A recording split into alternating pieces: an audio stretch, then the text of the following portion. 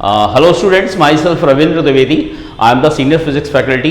आज मैं बच्चों आपको एक बहुत ही बढ़िया कॉन्सेप्ट सिखाने जा रहा हूँ, वर्टिकल सर्कुलर मोशन।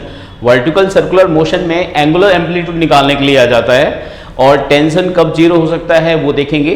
तो पहले समझते हैं वर्टिकल सर्कुलर मोशन में क्या चीज़ का ध्यान रखना होता है।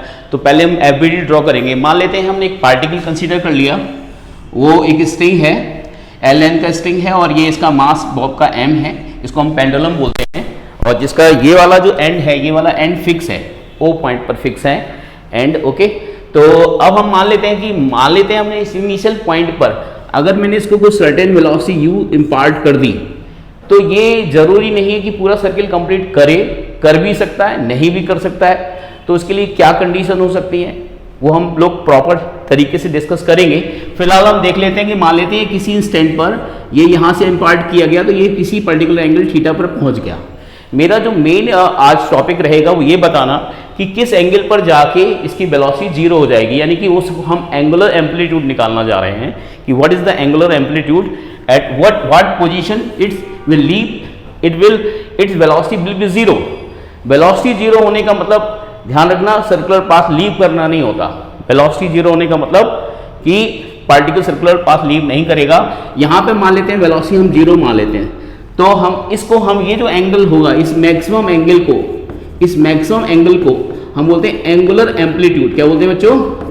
एंगुलर एम्पलीट्यूड बोलते हैं। This is angular amplitude. तो ये कैसे निकाला जाता है, तो चलिए एफबीडी ड्रॉ करते हैं। सबसे पहले देखते हैं इसमें फोर्सेस कौन कौन से आएंगे।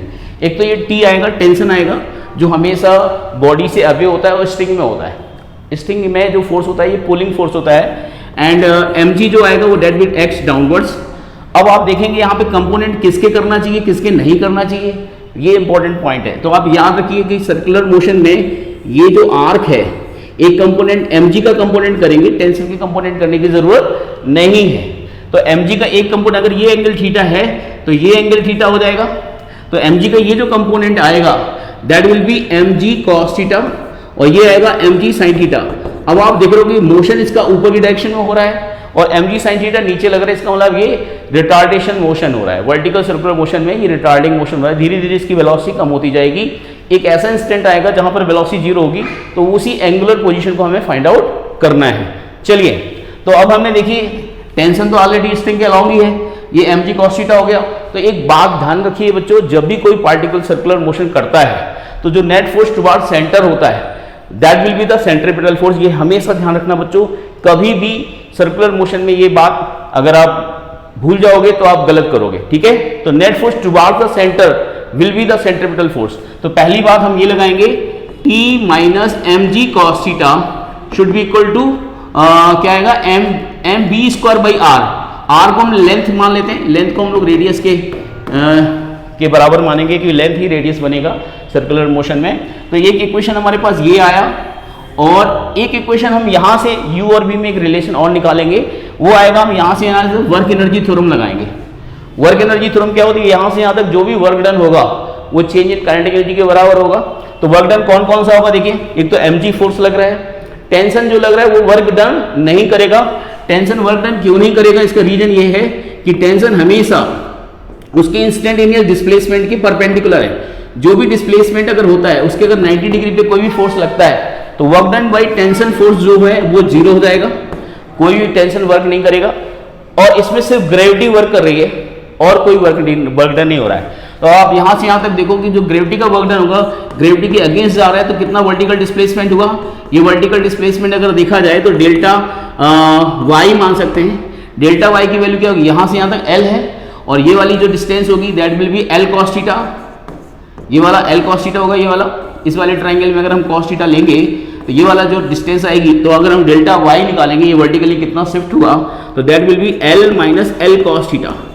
ओके बच्चों, तो हम लोग ग्रेविटी का वर्क डन जो लिखेंगे, work done by gravity that will be minus क्यों लिया कि mg नीचे लग रहा है और डिस्प्लेसमेंट ऊपर हो रहा है, तो 180 डिग्री का एंगल है तो नेगेटिव वर्क डन होगा mg L1 minus cos theta. This is the work done by gravity. Okay, अब ये जो वर्क डन बाई ग्रेविटी होगा वो चेंज इन काइनेटिक एनर्जी के बराबर होगा, किसके बराबर होगा, यहाँ पर काइनेटिक एनर्जी होगी वो कितनी, half mv square minus half mu square. Equation number आप 2 इसको मान लेते हैं, ठीक है बच्चों। इक्वेशन नंबर 2 ये हो गया। अब हमारे पास 2 इक्वेशंस हैं। इन 2 इक्वेशंस में हम लोग क्या करेंगे, हमें निकालना है एंगुलर एम्पलीट्यूड। तो एंगुलर एम्पलीट्यूड निकालने के लिए हमें मेन ध्यान रखना होगा, हमें वेलोसिटी को जीरो करना होगा। तो हम यहीं से काम कर सकते हैं, यहाँ से हमारा एंगुलर एम्पलीट्यूड आ जाएगा। अगर मैं v को जीरो कर दूँ, v को अगर मैं जीरो कर दूँ यहाँ से, तो चलिए v को जीरो करके देखते हैं। तो v को जीरो करेंगे तो यहाँ से क्या आ जाएगा, जरा देखिए, इसमें आ जाएगा, ये वैल्यू हो जाएगी, अगर v को जीरो कर देते हैं तो माइनस से माइनस कैंसिल आउट हो जाएगा, ये आएगा mgl 1 minus cos theta is equal to half mu square. Okay, और u को मालूम है, u को अगर u की जो वैल्यू है वो आपको सर्टेन कुछ भी दी हुई हो सकती है कि किस u का आपको जनरल कोई वैल्यू गिवन होगी, तो आप यहाँ से ही आप थीटा निकाल सकते हो। ठीक है, तो यहाँ पे अगर आप देखोगे तो ये आएगा 1 minus cos theta is equal to आ जाएगा u स्क्वायर अपॉन 2gl, और यहाँ पे अगर हम कॉस थीटा की वैल्यू निकालेंगे तो 1 minus u square upon 2gl आएगा, और इससे हम लोग एंगुलर एम्पलीट्यूड फाइंड आउट कर सकते हैं।